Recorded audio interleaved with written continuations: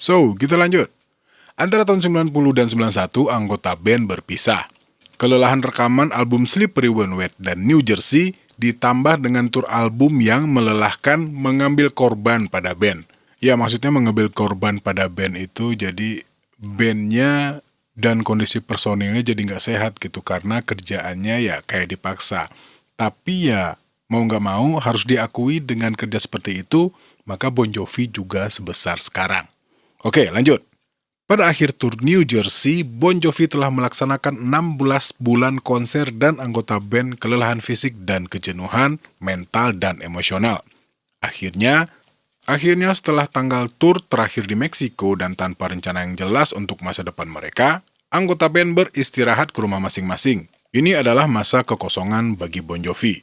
Selama waktu itu, Bon Jovi melakukan proyek-proyek solo masing-masing dan menunjukkan tidak ada keinginan untuk membuat album baru.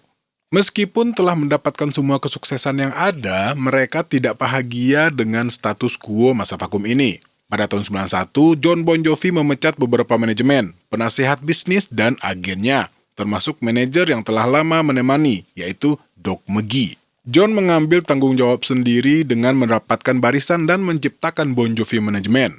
Pada Oktober 91, band ini pergi ke sebuah pulau Karibia, Saint Thomas, untuk mendiskusikan rencana bagi masa depan band. Mereka berhasil menyelesaikan perbedaan yang ada di antara mereka dengan memungkinkan setiap anggota untuk berbicara tentang perasaannya tanpa gangguan dari satu sama lain. Setelah menyelesaikan masalah mereka kembali ke studio Vancouver Little Mountain dengan Bob Rock mengerjakan album kelima di Januari 92. Ya, lahirlah Keep the Faith. Album kelima dari Bon Jovi dirilis pada bulan Maksudnya pada bulan November 92. Album ini mewakili awal dari sebuah babak baru dalam sejarah Bon Jovi dan menandai perubahan dalam suara dan gambar band. Album ini jauh dari sound drum berat dan solo gitar yang mengemekak liar dan menjadi memperkenalkan suara yang lebih matang dari Bon Jovi dan lirik yang lebih serius. Media terfokus perhatian pada rambut John Bon Jovi. Sebelum adanya BTS, Big Bang, dan bapak-bapak inilah idola remaja putri pada zaman itu. Dan untuk mempromosikan Keep the Faith, mereka kembali ke akar mereka, yaitu bermain beberapa klub kecil di New Jersey, di mana mereka memulai karir mereka dulu. Band ini muncul di MTV Unplugged, tapi itu berbeda dengan episode lain dari seri MTV Unplugged. Penampilan Bon Jovi terasa sangat intim, menampilkan akustik dari hits klasik. Ya, lagu-lagunya ada lagu Bon Jovi dan lagu yang bukan lagu Bon Jovi. Dan materi baru dari Keep the Faith. Penampilan di MTV Unplugged ini dirilis secara komersial pada tahun 93 dengan judul Keep the Faith, An Evening with Bon Jovi. Ya, kalau boleh jujur saya kenal Bon Jovi ini semenjak album Keep the Faith-nya. Ya, masih ingat pada waktu itu, sound drum, beat drum, rhythm gitar, dan interlude dari lagu-lagu di album Keep the Faith ini memang cukup fresh dan sangat berbeda dengan Bon Jovi sebelum album-album, ya maksudnya Bon Jovi yang album-album sebelum Keep the Faith ini. Oke, kita lanjut. Album Keep the Faith ini berhasil meraih double platinum oleh RIAA dan menghasilkan top 10 hit single Bed of Roses dan menjadi judul lagu hits nomor 1 di mainstream rock tracks. Bon Jovi memulai tur dunia internasional untuk album ini. Band ini mengunjungi negara yang belum pernah terlihat sebelumnya dan tampil di Stadion Amerika Serikat. Kok Amerika Serikat? Amerika Serikat ya udah, maksudnya di Amerika Selatan, Eropa, Asia, dan Australia. Mereka mengunjungi 37 negara dan melakukan 177 penampilan dan mereka bermain untuk 25 juta penggemar di Keep the Faith Tour, I'll Sleep When I'm Dead Tour. Dan pada bulan Oktober tahun 94, Bon Jovi merilis album Greatest Hits berjudul Crossroad dengan 2 lagu baru yaitu Always dan Someday I'll Be Saturday Night. Single pertama dari album Always menjadi penjualan tertinggi single Bon Jovi dan berada di top 10 dari Billboard Hot 100 selama 6 bulan. Di Inggris, Crossroad menjadi album terlaris tahun 94. Pada tahun yang sama, Bon Jovi memenangkan penghargaan untuk Best Selling Rock Band di World Music Award. Pada tahun yang sama, basis Alec John Shark memutuskan untuk berhenti dari band. Ini adalah perubahan line up pertama sejak Bon Jovi dibentuk. Hugh McDonald menjadi basis pelarian tidak resmi. Jon Bon Jovi mengatakan mengenai pemecatan ini, "Tentu saja ini menyakitkan, tapi aku belajar untuk menerima dan menghormatinya. Kenyataan bahwa aku adalah seorang workaholic, masuk dan keluar studio, panggung, selalu berurusan dengan musik setiap siang dan malam. Hal ini tidak berarti semua orang harus menyesuaikan diri dengan ritme kerja saya. Alex ingin berhenti, sementara waktu sekarang. Hal ini sebenarnya bukan sebuah kejutan buat saya," kata Jon Bon Jovi. Dan selanjutnya, tur dunia mereka sangat sukses. Pada bulan Juni 95, konser Bon Jovi sepanjang 3 malam di Stadion Wembley terjual habis dan menjadi sejarah bagi London. Konser yang didokumentasikan untuk Bon Jovi yang berjudul Live from London. Dan album studio ke-6 Bon Jovi pun rilis yang berjudul These Days. Dirilis pada bulan Juni 95, pada saat waktu itu band melakukan tur Eropa. Album ini disebut di posisi nomor 1 di Inggris selama 4 minggu berturut-turut di posisi teratas. Album ini juga mencapai nomor 1 di Irlandia, Jerman, Australia, Jepang, dan banyak negara lain. Single pertama album adalah lagu dengan irama rhythm dan blues yang berjudul This Ain't a Love Song, dengan video musik eksotis yang difilmkan di Thailand. This Ain't a Love Song mencapai puncak top 20 di Billboard Hot 100. Ya, bahasa Indonesiain aja deh. Album ini juga menghasilkan 4 hit single di top 10 Inggris, termasuk diantaranya This Ain't a Love Song, Something for the Pain, Lie to Me, dan These Days. Dan di tahun yang sama, band ini meraih Brit Award untuk band internasional terbaik dan juga memenangkan MTV Europe Music Award untuk Best Rock. Hal ini diikuti oleh This Day Tour. Setelah sukses besar dari This Days Tour, para anggota Bon Jovi rehat kembali dan berpisah sementara. Tapi tidak seperti periode sebelumnya, pada saat tur New Jersey yang penuh ketidakpastian. Kekosongan ini adalah keputusan bersama dari band. Para anggota Bon Jovi menyetujui untuk cuti dari kegiatan band. Dan Bon Jovi berkumpul kembali pada tahun 99 untuk merekam lagu Real Life untuk film EDTV. David Bryan pulih dari kecelakaan di mana dia hampir putus jarinya. Waduh. Dan setelah absen hampir 4 tahun di mana beberapa anggota band bekerja pada proyek-proyek independen, Bon Jovi berkumpul kembali pada tahun 99 untuk bekerja pada album studio berikutnya mereka. Pada bulan Juni tahun 2000, Crush dirilis sebagai album studio ke-7. Single pertama It's My Life tercatat sebagai salah satu rilis Bon Jovi yang paling sukses dalam 1 dekade dan paling penting. Menjadi simbol kesuksesan panjang band karena mereka berhasil melalui banyak perubahan dan rintangan yang ada. It's My Life membantu memperkenalkan mereka ke baris penggemar baru yang lebih muda. Band ini menerima 2 nominasi Grammy untuk Best Rock Album dan Best Rock Performance by Duo atau Grup untuk lagu It's My Life. Video klip It's My Life memenangkan VH1 Music Award untuk My Favorite Video. Ya, memang kalau boleh jujur kerasa banget ya perbedaan lagu It's My Life dan album, maksudnya video klipnya juga sangat berbeda dengan video klip Bon Jovi yang sebelumnya. Dan karakter musik mereka juga lebih kekinian pada waktu itu tentunya. Dan Bon Jovi melakukan konser di stadion bersejarah Wembley, London kembali pada tanggal 19 dan 20 Agustus tahun 2000 itu. Ini menjadi konser yang terakhir yang diadakan di tempat legendaris tersebut sebelum pembongkaran. Tahun itu band ini tampil di hadapan total 1,1 juta penggemar di 40 arena dan stadion di Amerika Utara, Eropa, dan Jepang. Selama tur, Bon Jovi merilis koleksi pertunjukan langsung sepanjang karir mereka dalam album yang berjudul One Wild Night Live dari tahun 85 hingga 2001. Ini adalah album live Bon Jovi pertama kali. Lagu-lagu yang diambil untuk album ini adalah dari arsip-arsip rekaman band ini. Dan pada akhir tahun, Bon Jovi diberikan penghargaan untuk live show paling populer di tahun 2001 di VH1 Music Award. Dan para anggota band telah merencanakan liburan singkat sebelum bekerja kembali membuat album studio ke-8. Tapi pada 11 September terjadi bencana teroris ya waktu itu yang katanya teroris udah ngehancurin WTC. Ya, nggak tahu ya. Ya gimana mereka lah. Beberapa hari setelah kecelakaan itu, Jon Bon Jovi dan Richie Sambora membuat film iklan layanan masyarakat untuk Palang Merah. yang dinamain America the Beautiful untuk NFL dan dilakukan sebagai bagian dari acara Telethon America Historic. Judulnya A Tribute to Heroes yang disiarkan secara langsung. 1 bulan kemudian, Bon Jovi berpartisipasi di luar konser di Red Bank, NJ untuk mengumpulkan dana bagi keluarga dekat korban yang berasal dari kampung halaman band ini. Dan pada 21 Oktober 2001, Bon Jovi tampil di konser monumental untuk New York di Madison Square Garden. Dan pada musim semi tahun 2002, kelompok ini masuk studio kembali untuk mulai merekam album studio ke-8 mereka.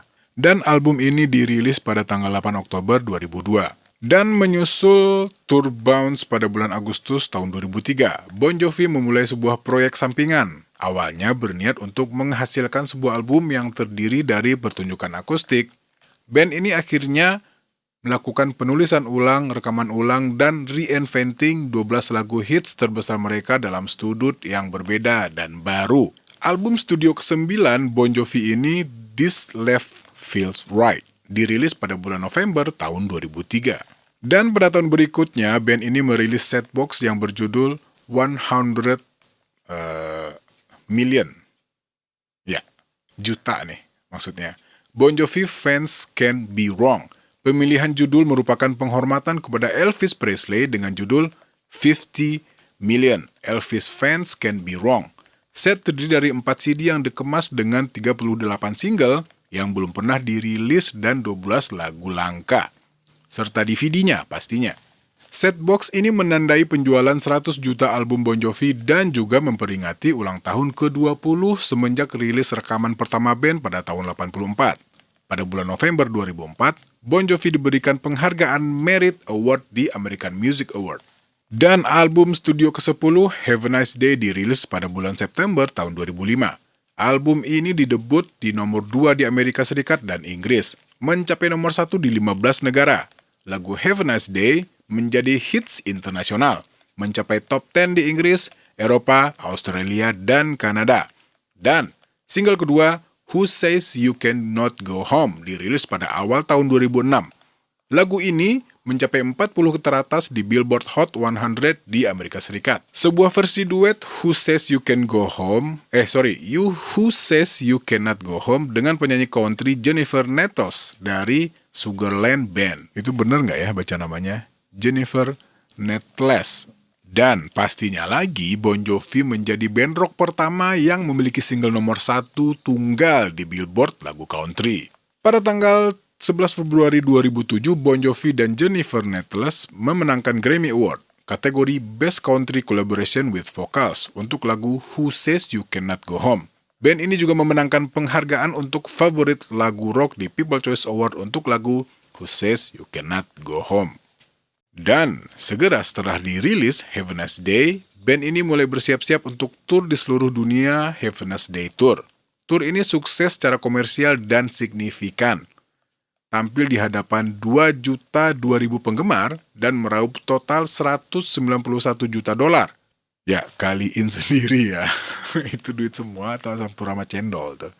Ya, tur ini adalah ketiga tertinggi terlaris pada tahun 2006, mendapatkan $131 juta. Tepat di belakang The Rolling Stones, A Bigger Bang World Tour, dan Madonna Confession Tour. Pada 14 November tahun 2006, Bon Jovi dimasukkan ke Inggris Music Hall of Fame bersama James Brown dan Led Zeppelin. Wow!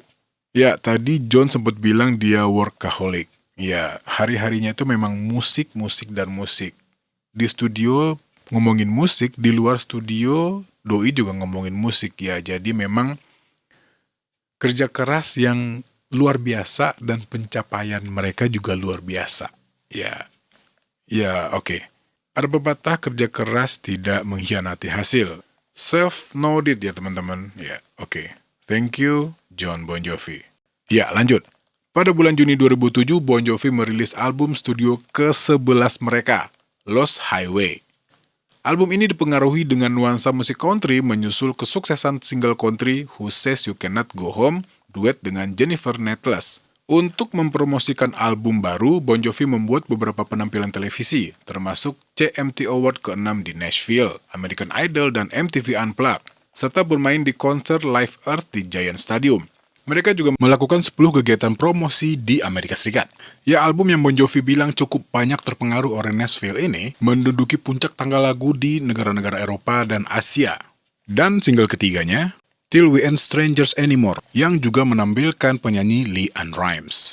Ya, intinya pada album ini Bon Jovi benar-benar menampilkan sisi country dari bandnya. Dan pada bulan Oktober 2007, band ini mengumumkan Lost Highway Tour, yang dimulai dari New Jersey, Kanada, Jepang, Australia, Selandia Baru, Amerika Serikat, dan tur Eropa selama musim panas 2008. Dan dengan penjualan tiket 210-600 juta dolar mulai tanggal 14 November 2007 sampai November tanggal 11, 2008. Dan pada bulan April 2009, film dokumenter karya Phil Griffin yang berjudul When We Were Beautiful, di mana film ini merupakan debut di festival film Tribeca, yang mencatat naik turunnya karir Bon Jovi selama 25 tahun dan mengikuti band tour terbaru mereka, yaitu Lost Highway. Dan pada tahun 2009, Jon Bon Jovi dan Richie Sambora dilantik menjadi penulis lagu Hall of Fame. Bulan itu mereka juga merekam lagu Stand By Me dengan penyanyi Iran Aindi Madadian, untuk menunjukkan solidaritas bagi mereka yang terkena dampak kerusuhan politik di Iran, dan menyanyikan bagian lagu yang dinyanyikan dalam bahasa Persia. Dan selanjutnya pada tanggal 10 November 2009, band ini merilis album studio ke-12 mereka. Gila men, 12 men. Ya, judul albumnya sendiri adalah The Circle, yang dimana The Circle ini kembali ke arah rock and roll. Dan pada tanggal 19 Februari 2010 memulai The Circle Tour. Dan The Circle Tour merupakan konser terlaris selama tahun 2010 menurut 25 tour konser Billboard. Selama tour telah dimainkan untuk 1.909.234.000 penggemar dan telah meraup 201.100.000 juta dolar pada lebih dari 80 tempat menurut Pollstar. Dan ini juga membawa Bon Jovi sebagai musisi dengan bayaran tertinggi di dunia menurut majalah Forbes. Ya, diperkirakan pendapatan Bon Jovi ini selama setahun sebanyak 125 juta dolar. Ya, kalian sendiri ya, 125 juta dolar setahun loh. Pada bulan Oktober tahun 2010, Bon Jovi merilis film konser berjudul The Circle Tour Live from Jersey di bioskop AS. Dan pada saat yang sama, band ini juga mengumumkan bahwa mereka akan kembali mengadakan tour terbaru mereka. Dan pastinya lagi pada tahun 2011, tour ini mendapatkan posisi kedua paling produktif pada tahun itu. Masuk ke dalam top 25 tour Billboard dengan menghasilkan pundi-pundi dolar sebanyak 790 juta dolar. Seru ya, dari tadi ngomong juta-juta dolar mulu. Amin ya, mudah-mudahan yang nonton ini juga bisa dapat jutaan dolar dalam setahun. Tiap tahun malah, amin. Dan pada bulan Januari tahun 2012, Bon Jovi mengatakan kalau mereka lagi mengerjakan album ke-13. Dan dalam pertunjukan live pada Agustus 2012, Jon Bon Jovi memainkan versi akustik dari lagu yang diumumkan untuk atau yang ada di dalam album yang akan datang. Berikut juga mengumumkan tur dunia baru untuk 2013, yaitu Because We Can, untuk mempromosikan album baru mereka What About Now, yang dirilis pada Maret 2013. Pada tanggal 2 April dan seterusnya, Richie Sambora meninggalkan tur band yang sedang berlangsung dengan alasan pribadi. Phil X sekali lagi menggantikan dia, kali ini untuk sisa tur. Ya, dan juga beredar rumor kalau Richie Sambora sudah dipecat. Ya, pastinya rumor ini juga dibantah sama Richie Sambora dan Jon Bon Jovi. Dan katanya Tico Torres juga sempat absen sebentar karena keadaan darurat. Tico harus melakukan operasi kandung empedu. Ia digantikan oleh Rich Canela dari band solo Bon Jovi, Kings of Suburbia, dari tanggal 20 bulan September sampai tanggal 6 bulan Oktober. Ya, setelah mengalami kesulitan pada Because We Can Tour, Bon Jovi memiliki rencana lain. Dalam konser solo swasta di Las Vegas, Jon Bon Jovi berbicara tentang masa depan band, mengatakan bahwa ia melakukan tur terakhir terlalu cepat, dan bahwa tur telah membawa dampak pada mereka semua. Tahun 2014 menandai 30th anniversary sejak album pertama band Bon Jovi dirilis. Dalam perayaan ini, album band New Jersey dirilis ulang bersama dengan CD tambahan dengan demo The Sons of Beaches. Pada bulan November 2014, Jon Bon Jovi mengatakan kepada wartawan bahwa Richie Sambora telah resmi meninggalkan band. Dia mengatakan, dia berhenti, dia sudah pergi, tidak ada dendam sama sekali. Pada waktu, bulan November itu. Ia juga mengungkapkan bahwa ia sedang menyelesaikan menulis lagu untuk album studio berikutnya tanpa Sambora, yang secara tidak resmi digantikan oleh gitaris tour Phil X. Ya, Sambora juga mengatakan kalau saya suka Jon katanya, dan saya masih melihat kemungkinan kembali. Pada 17 Juli 2015, Bon Jovi dengan debut single baru mereka Saturday Night Gave Me Sunday Morning di radio. Seorang juru bicara untuk Bon Jovi mengatakan Burning Bridge yang akan dirilis 21 Agustus adalah merupakan album untuk fans yang berisi potongan dari album sebelumnya dan akan diiringi dengan tur internasional yang akan datang. Dan katanya band ini lagi bekerja keras untuk mengeluarkan album yang akan dirilis, maksudnya full album pada tahun 2016. Oke, sepertinya cukup sekian video kali ini. Yang saya yakin ini nggak tahu ya, banyak yang nyampe ke part ini. Aduh. Oke. Sekian dulu video kali ini. Saya ucapkan banyak terima kasih buat yang udah pada nonton sampai part ini nih. Ya, makasih banget. Dan kita akan berjumpa lagi insya Allah pada video berikutnya dan tentang cerita yang pasti lebih menarik. Oke? Assalamualaikum warahmatullahi wabarakatuh.